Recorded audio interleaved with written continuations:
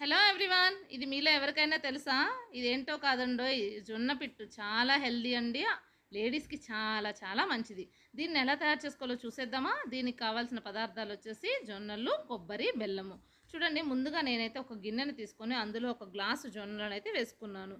అవి మునిగేంత వరకు నీళ్లు పోసుకొని 10-12 అవర్స్ పాటు నానబెట్టుకున్నాను. చూడండి, ఈ విధంగా 12 అవర్స్ నానియండి. నానిన తర్వాత అయితే ఈ విధంగా ఉన్నాయి కదా, వీటిని మరలా మనం 1-2 సార్లు కడుక్కొని నీళ్ళు అనేవి వంపేసి ఈ విధంగా మిక్సీలోకి అయితే తీసుకుంటున్నాను. చూడండి, జస్ట్ నీళ్ళు అయితే వంపితే చాలండి. మిక్సీలోకి తీసుకొని దీన్ని మనం కచ్చా పచ్చాగా మిక్సీ పట్టుకోవాలి.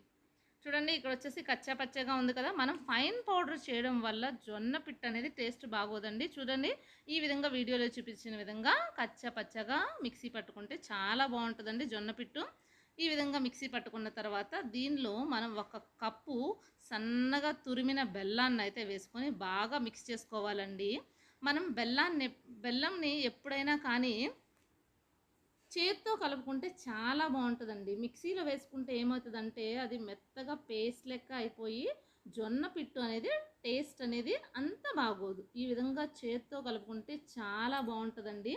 మీరు ఒకసారి అయితే ట్రై చేసి చూడండి. ఈ విధంగా బెల్లం బాగా కలిసిన తర్వాత నేనైతే 1 కప్పు కొబ్బరిని కూడా ఈ విధంగా సన్నగా గ్రేడింగ్ చేసుకున్నాను. చూడండి, చాలా బాగుంది కదా, తెల్లగా మల్లె పువ్వులాగా.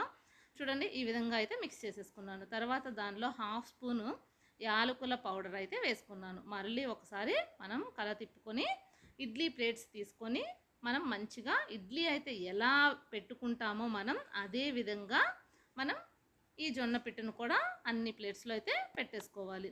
ఇవి ఆవిరి మీద ఉడికించుకోవాలండి. చూడండి, మనం ఇడ్లీ ఎలా ప్రిపేర్ చేసుకుంటాం సేమ్ యాజ్ ఇట్ ఈజ్గా ఇవి కూడా ఆవిరి మీద ఉడుకుతాయి. ఆవిరి మీద ఉడికిన ఫుడ్ చాలా మంచిది కదండి. చూడండి, ఈ విధంగా అన్ని ప్లేట్స్ ఫిల్ చేసుకున్నాను కదా, మనం ఇడ్లీ పాత్ర తీసుకొని 1.5 గ్లాస్ వాటర్ అయితే యాడ్ చేసుకొని ఈ విధంగా ఇడ్లీ ప్లేట్స్ని అయితే పెట్టుకుంటున్నానండి. తర్వాత స్టవ్ వెలిగించుకొని మీడియం ఫ్లేమ్లో 15-18 మినిట్స్ మనం స్టవ్ మీద పెట్టుకొని ఉడికించుకుంటే ఎంతో టేస్టీగా ఉండే జొన్న పిట్టు రెడీ అండి. చూడండి, 15 మినిట్స్ అయిపోయింది. నేనైతే ఓపెన్ చేసి చూడాను, ఎంత బాగుందో కదా, వేడి వేడిగా ఉడికిపోయిందండి. ఇంకా మనం స్టవ్ కట్టేసుకుని సర్వ్ చేసుకుంటే చాలా బాగుంటుంది. వేడి వేడిగా తింటే ఎంత బాగుంటుందంటే అండి, చాలా బాగుంటుంది.